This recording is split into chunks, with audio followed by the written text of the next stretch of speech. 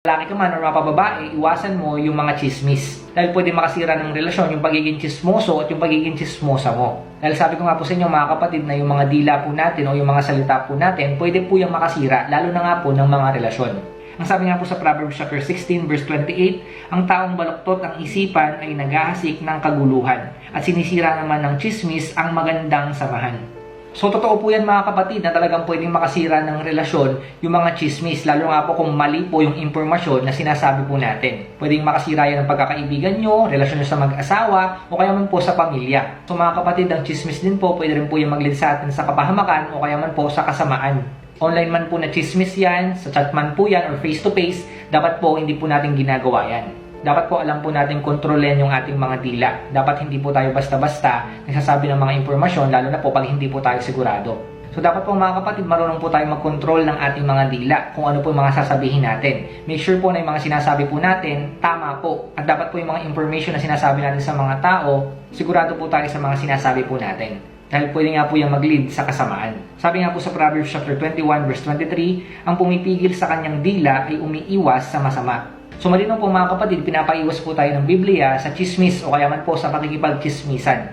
Lalo na nga po yung mga usapan natin patungkol po sa ibang mga tao. May mga pagkakataon po mga kapatid na hindi po talaga maiwasan na pag-usapan yung ibang tao. Pero mga kapatid, kung pag-uusapan man po natin yung ibang tao, make sure po na hindi natin sila sinisiraan habang nakatalikod po sila. O kaya man po yung binibigyan po natin sila ng maling impormasyon. Kung may pinag-uusapan man po tayong ibang tao, huwag po natin pang himasukan po yung buhay po nila. Dahil yun po ay hindi po tama. Kung may mga tao man po tayong pag-uusapan na hindi maiiwasan, dapat pagmamahal po dapat yung makita pa rin sa atin. Hindi po paninira o kaya man po kasamaan. So mga kapatid, kung hindi talaga maiiwasan na pag-usapan yung ibang tao, make sure na tama yung pag-uusap nyo. Make sure na hindi ka nakakatapak ng ibang tao o kaya man nakakasakit ng ibang tao.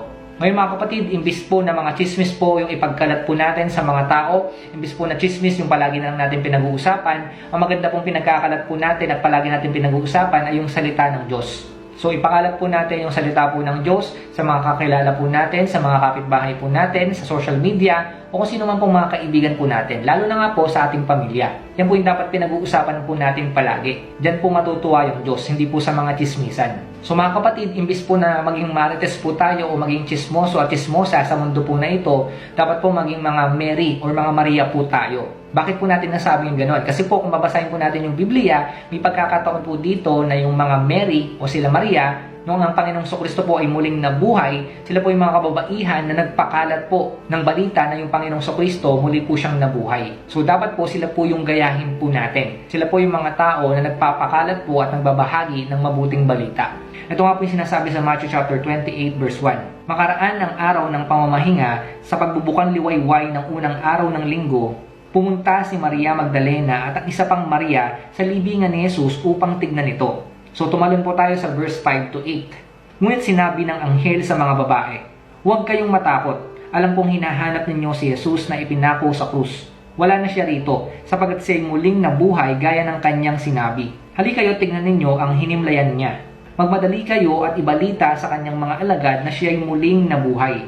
Mauuna na siya sa inyo sa Galilea. Makikita niyo siya roon. Iyan ang balitang hatid ko sa inyo. At dali-dali nga silang umalis sa libingan na may magkahalong takot at galak at patakbong pumunta sa mga alagad upang ibalita ang nangyari. So mga kapatid, dapat ganyan din po tayo bilang mga Kristiyano. Dapat po ang chinichismis natin, ang pinagkakalat po natin, o yung pinag-uusapan na yung ating Panginoong Kristo namatay po siya at muling nabuhay para po sa ating mga kasalanan, para po tayo ay iligtas. Dapat po malaman din po yan ng ibang mga tao. At higit sa lahat, dapat pinag-uusapan po natin at pinagkakalat na yung ating Panginoong Kristo ay babalik muli. So yan po yung mga good news na dapat po sinasabi po natin sa mga tao, hindi po kung ano-ano mga chismis. So mga kapatid, kung wala tayong masyadong ginagawa, imbis na makipag-chismisan po tayo, magbahagi po tayo ng salita ng Diyos. Ibahagi po natin yung kabutihan ng Diyos sa mga tao. Pagkalat po natin yung mabuting balita. Huwag po mga chismis. Kapag nakipag-chismisan po tayo, walang magandang maidudulot po yan. Nakakasama po yan sa ating mga buhay at sa buhay ng ibang tao. So dapat po, hindi po tayo nakikipag-chismisan. Hindi po tama yan. So dapat po, ang tama pong gawin po natin yung pagbabahagi ng mabuting balita. Dahil yan po yung kalooban ng Diyos. Sa pamamagitan po niyan, mapapakita po natin yung pagmamahal po natin sa Diyos at pagmamahal po natin sa tao. At sa pamamagitan po ng pagchichismis ng salita ng Diyos, marami pong tao ang maliligtas. So yun lamang po mga kapatid ang gusto kong bahagi sa inyo. Sana po may natutunan kayo sa ating tinalakay ngayon. Hanggang sa muli po magkita-kita po tayo. Salamat po sa inyong panonood. Pagpalain po kayo ng Diyos at ingat po kayo palagi.